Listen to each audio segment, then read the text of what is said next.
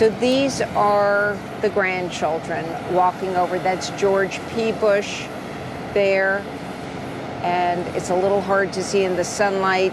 I believe that's Neil's daughter, Ashley, and her husband, and then in the back you see Pierce with the beard and his wife.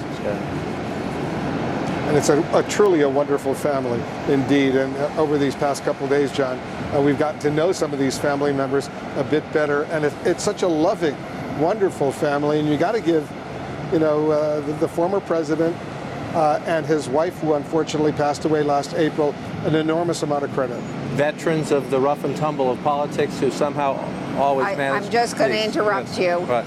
There is President Bush's, I'm going to get a little weepy now, his service dog, Sully H.W. Bush, coming off the plane. We all saw that extraordinary photo of him lying in front of the casket yesterday. Mission completed. He will continue his service now, and he will go to Walter Reed and work with veterans there.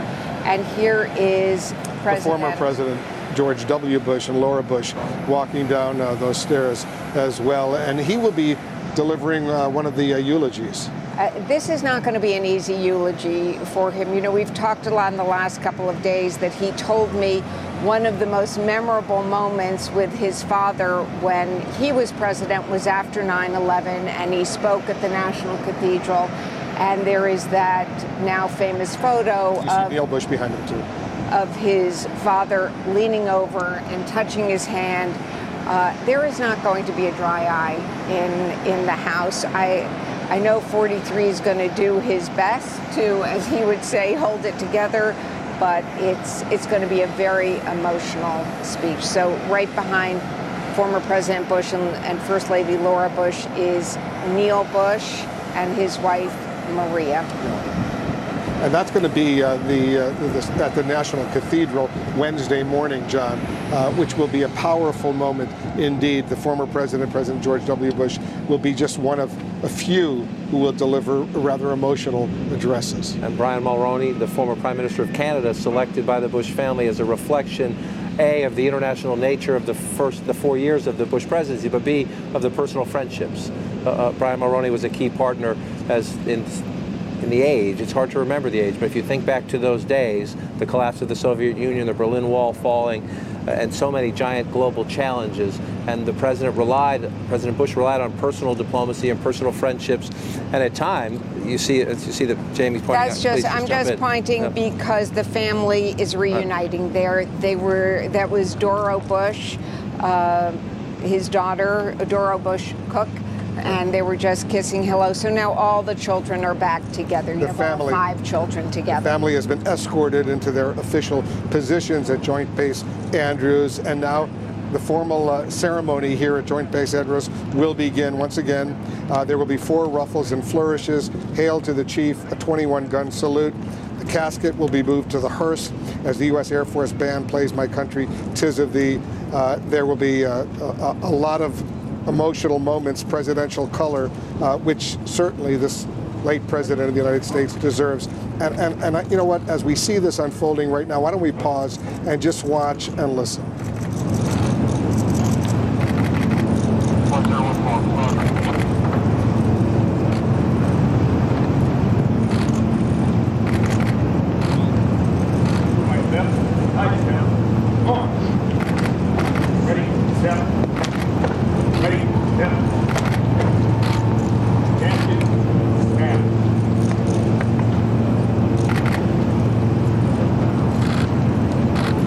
Ready, step.